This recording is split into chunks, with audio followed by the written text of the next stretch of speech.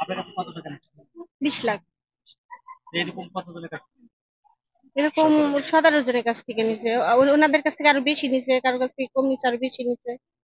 সবার কাছ থেকে নিয়েছে টাকা, নিয়ে আমাদের অনেক কষ্টের টাকা, আমাদের অনেক কষ্টের টাকা, অনেক পরিশ্রমের টাকা। কেউ প্রবাসে থাকে, কেউ দেশে থাকে, কেউ গার্মেন্টস ইন্ডাস্ট্রিতে জব করে, অনেক কষ্ট করে, মানে জমানো টাকা দিয়ে কেউ ফ্ল্যাট কিনতে গেছে, কিন্তু সেই টাকা ওনারা আত্মসাৎ করে পালিয়েছে। পালিয়ে গেছে। আমরা এখন দাবি আমরা চাই এর সুষ্ঠু বিচার, এই যাতে জন্য আমাদের আপনার কি কষ্টের, মানববন্ধন দিলেন? হ্যাঁ, এর জন্য আমরা মানববন্ধন দাঁড়াইছি, যে আমাদের আহ, যাতে আমরা ভুক্তভোগী আছি, যাদের আমাদের সহযোগিতা করতে পারে সবাই। আমরা সরকারের কাছে আবেদন চাই যে আমাদের সুষ্ঠু বিচারটা হোক। আচ্ছা, আমরা দীর্ঘ 3 বছর যাবত একটা প্রতারক চক্রের পিছনে পড়ে আছি। প্রতারক চক্রের পিছনে পড়ে আছি, তো তাদের সাথে আমরা দীর্ঘদিন মিটিংও করছি। বিভিন্ন এলাকার মুরব্বী টুরব্বি নিয়ে আমরা সমাধানের অনেক চেষ্টা করছি, কিন্তু কোনোভাবেই কোনো অবস্থায় তাদেরকে আমাদের এই কাজের স্বার্থে কোনো কিছু করাইতে পারি নাই। প্রতারক চক্রের নাম নেই। হ্যাঁ, মানজিল বিল্ডার্স, চেয়ারম্যান নাজমুল আরিফিন, উনি মান্নান ডিগ্রি কলেজের রানিং প্রফেসর। ওনার নামে এছাড়াও প্রতারণার অনেক মামলা আছে, এবং উনি রিসেন্ট গত 8-10 দিন আগেও জেলে ছিলেন। তো তার সাথে আমরা সমঝোতার সব ধরনের চেষ্টাই করছি, করে ব্যর্থ হয়ে গেছি। আজকে আমরা এই প্রতারণার কারণে আমরা তার বিরুদ্ধে আইনগত ব্যবস্থা, এবং আমাদের যে আমরা যারা ভুক্তভোগী আছি, এরা যাতে একটা সুষ্ঠু সমাধান পাই, এবং সেই সমাধানকল্পে যা যা করণীয় আমাদের প্রশাসন আছে, সরকার আছে, আমাদের যেন দ্রুত এই ব্যবস্থাটা নেয়, এবং আমরা যাতে আর ক্ষতিগ্রস্ত না হই সেই দিকে যেন আপনারা সাংবাদিক ভাইরা আছেন, সবাই মিলে আমাদের এই হ্যাঁ, দুর্ভোগ থেকে আমাদের এই বিষয়ে জানার মধ্যে আমাদেরই এক ভাই, এই উনিও ওনাদের আরো 2-3টে এরকম প্রতারণার ফাঁদ আছে, যেগুলা শুধুমাত্র জায়গা নিচের মালিকদের কাছ থেকে নিয়ে ডেভেলপারের নাম করে বেশ কিছু টাকা আরো বিভিন্ন প্রতিষ্ঠান থেকে হাতিয়ে নিচ্ছে। তারা মামলাও করছে, এবং আমরা এখানে পেন্ডিং ঝুলন্ত অবস্থায় আছি প্রায় 3 বছরের উপর। কতজন আপনারা? আমরা এইখানে আছি 17 জন। 17 জনের কত টাকা হাতিয়ে নিচ্ছে? 17 জনের থেকে আমাদের উনি যে হিসেব দিছে সেই হিসেবে হলো 4,21,00,000। কেন ভবনটা তৈরি করতেছেন না? উনি বলতেছে যে ওনার আরো পার্টনার ছিল, আদৌ জানি না। মানজিল বিল্ডার্স এর ব্যক্তিগত এই ভবনটার নাম আমিন নিবাস। আমিন নিবাসের চেয়ারম্যান নাজমুল আরিফিন। ওনার একক ক্ষমতা, এবং ওনাকে এককভাবে দেখে আমরা টাকাটা দিছি। ওনার বাবা দীর্ঘদিন চেয়ারম্যান ছিল।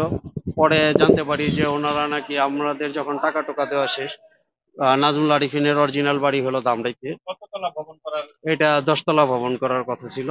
তো ওনার এইটাই প্রথম না, এরকম অনেক প্রতারণা ওনার বিরুদ্ধে আছে।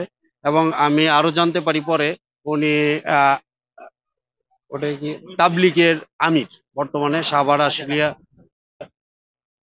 আমি একজন প্রবাসী। আমি এখানে একটা বিল্ডিং হচ্ছে, আপনারা দেখতে পাচ্ছেন এই জায়গার ভিতরে, এটা মঞ্জিল বিল্ডার্স, মালিক হচ্ছে নাজমুল আরিফ। উনি আমরা এখানে 10 তলা বিল্ডিং 4 ইউনিটের, আমরা এখানে প্রায় 17 জন ভুক্তভোগী এই জায়গায় টাকা আমরা পেমেন্ট করছি, প্রায় 4 কোটি টাকার উপরে। ওনারা 2022 ডিসেম্বরে আমাদেরকে বিল্ডিংটা বুঝাই দেওয়ার কথা, কিন্তু আমাদেরকে বুঝাই দিচ্ছে না, কাজ স্টপ করে রাখছে। এই পর্যায়ে আমরা মালিক পক্ষ এবং ডেভেলপার, আমরা যারা ফ্ল্যাট নিছি, এই ব্যাপারে আমরা বেশ কয়েকবার এগুলা নিয়ে বসছি সমাধানের জন্য, কোনোভাবেই তারা সমাধানে আসতেছে না। এবং মালিক পক্ষ এবং যে ডেভেলপার, তারা আমাদেরকে কোনো সহযোগিতা করছে না, বিদায় আমরা বাধ্য হয়েছি মানববন্ধন করার জন্য।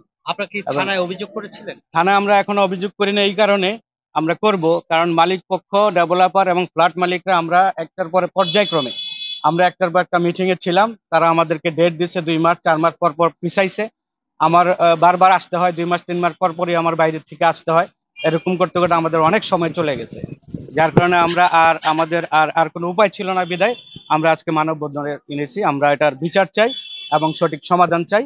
এবং আমরা এই ব্যাপারে, যেহেতু আমি একজন প্রবাসী, আমি প্রধানমন্ত্রীর দৃষ্টি আকর্ষণ করছি, উনি যেন একটা সুষ্ঠু সমাধান আমাদেরকে দেয়। আমাদের কোম্পানির এমডি এবং পার্টনার, জি। সে কোম্পানির অনেক বড় অঙ্ক একটা অ্যামাউন্ট নিয়ে পালিয়ে গেছে, এখন পলাতক অবস্থায় আছে, ওর বিরুদ্ধে মামলাও হয়েছে। এখন আমি কোম্পানির চেয়ারম্যান হিসাবে জমির মালিক, ফ্ল্যাট মালিকদের সাথে অনেকবার বসে এটাকে কিভাবে সমাধান করা যায়, সমস্যায় আমিও পড়ছি, আপনারাও পড়ছেন, বহুত বারবার দফায় দফায় একটা পর্যায়ক্রমে এটাকে সুরাহা করার জন্য আমরা চেষ্টা করছি।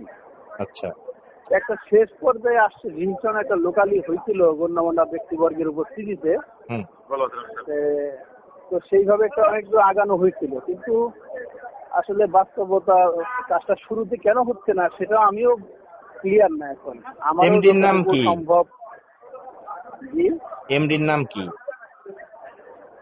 ওর নাম হলো শফিকুল ইসলাম, আচ্ছা, এখন শফিকুল পার্টনারও বটে সে। বুঝলাম, কিন্তু এই 17 জনের বক্তব্য হইলো 17 জন সবাই যার যা তো যে অ্যামাউন্ট দিছে সব আপনার মাধ্যমেই দিছে, আপনার কাছেই দিছে। এখন তারা কে পালায় গেল, আপনার কোম্পানি না গেল, সেটা তো তারা মানে বুঝতে চাচ্ছে না। হ্যাঁ, না, আসলে কাছে দেওয়া মানে কি, কোনো ব্যক্তি তার টাকাটা নেয় না। সে সরাসরি কোনো কেউ আমাকে সরাসরি বলতে পারবে না যে আপনার হাতে আমি টাকাগুলি দিচ্ছি, এটা বলতে পারবে না। কোম্পানির তো একটা নিয়ম অনুযায়ী তারা দিচ্ছে, নিয়ম অনুযায়ী দিচ্ছে, সেটা তো বড় অন্য জিনিস। এরকম না যে কেউ এই কথা বলতে পারবে না যে সবগুলি টাকা আপনার হাতে দিচ্ছি বা অর্ধেক দিচ্ছি বা আপনি নিচ্ছেন আমার কাছে টেলিফোন করে, এইগুলি তো বলতে পারবে না। কোম্পানি ওই সময় যখন ছিল তখন নিয়ম অনুযায়ী তারা দিচ্ছে, অফিসে দিচ্ছে, অ্যাকাউন্টেন্টের মাধ্যমে দিচ্ছে, এমডি সবকিছু দেখাশোনা করতো, মেনলি তার মাধ্যমে ছিল। এটার সমাধানের জন্য আমরা অনেকবার বসছি। উনি কোথায় পালাই গেছে? সাভার থেকে পালাই গেছে না বাংলাদেশ থেকে পালাই গেছে? ও দেশে অলরেডি দেশের বাইরে চলে গেছে। কত টাকা নিয়ে গেছে কোম্পানি? আমাদের প্রায় 2.5 কোটির মতো হবে, সব মিলে 2.5 কোটি টাকা। আমাদের আচ্ছা, কোম্পানি আরো প্রজেক্ট আছে সেখানে। আর হলো এই 17 জনের বক্তব্য হলো তারা 4 কোটি 21 লাখ টাকা দিয়েছে আপনাকে, আপনি তাদের একটা হিসাব দিচ্ছেন, এটা কি সঠিক কিনা? হ্যাঁ, ওখানে যে হিসাবটা আছে পরবর্তীতে কিছুটা চেঞ্জ হয়েছে। যারা 15 জন স্পটে আছে আর কি, 17 জনের মধ্যে আমি যত মনে পড়তেছে এখন আমার 15 জন, তাদের সাথে যত নেওয়া হয়েছে কোম্পানি নিচ্ছে এবং তারা সেই হিসাব বুঝে পেয়েছে, নেওয়া দেওয়ার মধ্যে কোনো সমস্যা নেই, তাদের সাথে কখনো বাজে নাই। যে আর তারা দিতে যা সেটা তারা কোম্পানিও স্বীকার করছে এবং তারাও সেটা মিলছে তাদের সাথে।